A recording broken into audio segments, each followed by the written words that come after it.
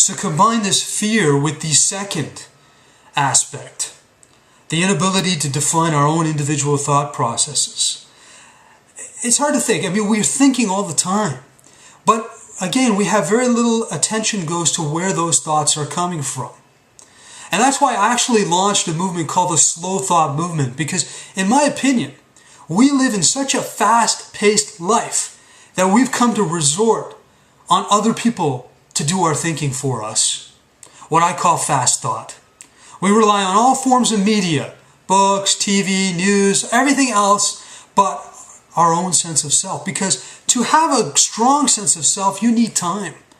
And unfortunately, we have very little time. And I'll get into that later in the talk itself. Very little time to ourselves to carve a good, strong sense of who we are. To carve this greater you that we have lost. That's why I'm making the strong assertion that you are missing from your life. A lot of it has to do with a lack of time.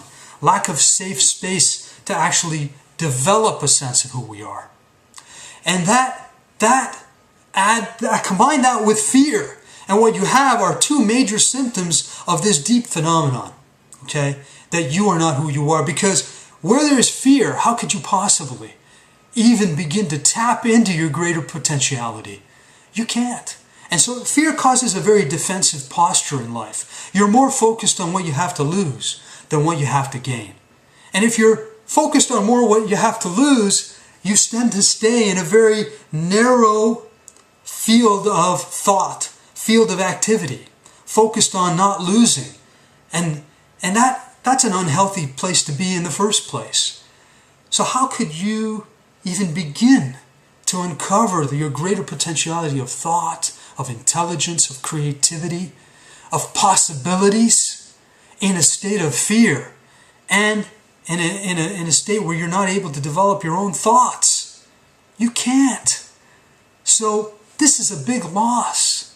We are not even begun to scratch the surface of our potential and even grasp who we truly are in this lifetime. This is a great loss. You are the outlier. That's not a happy news. This is a problem. So long as you remain the outlier, I really don't know how we can uncover all the great solutions that we need in these difficult times.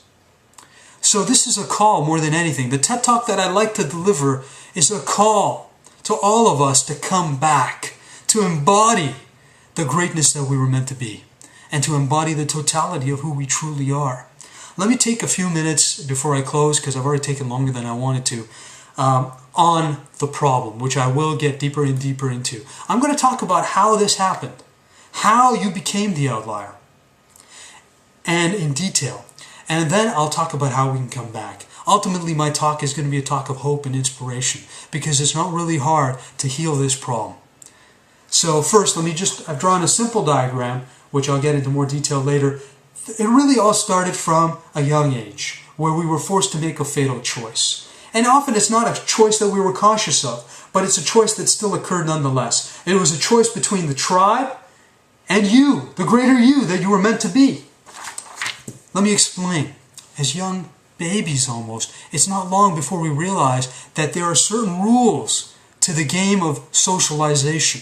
Again, no judgment attached to it. There are certain ideas of who we need to be in order to feel safe and secure in the world. Our parents, for that matter, have certain expectations of who we are and who we should be.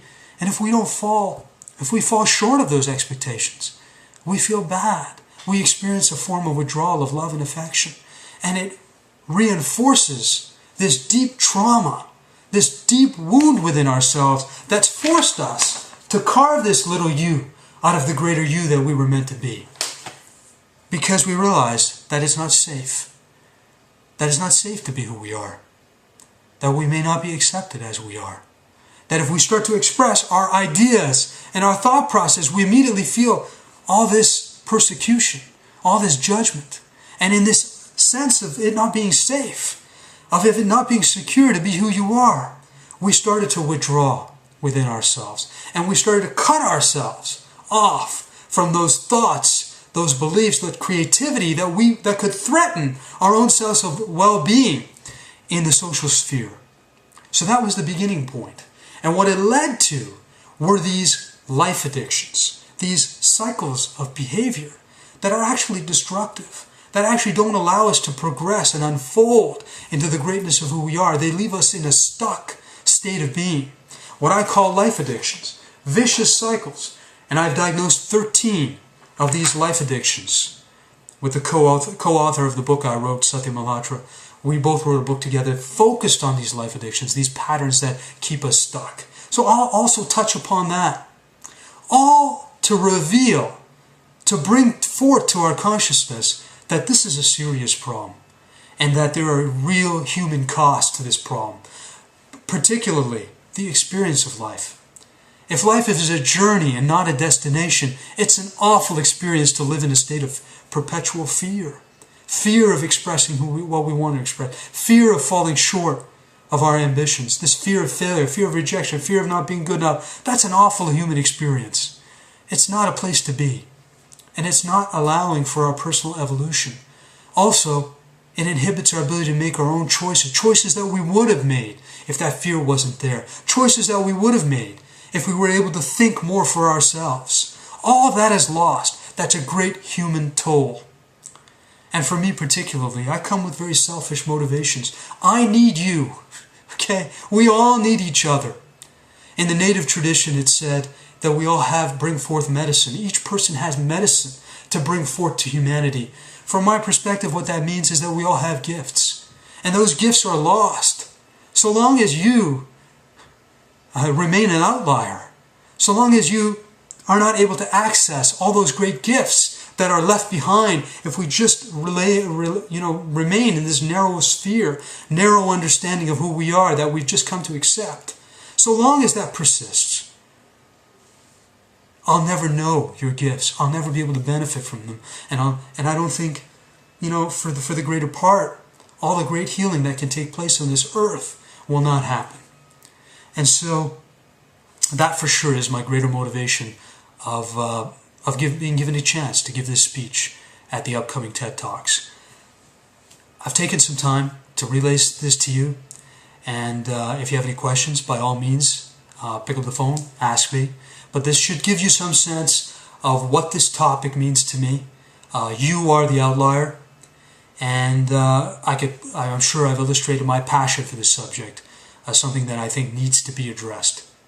So thank you for this opportunity, and I hope to hear from you soon. Thanks.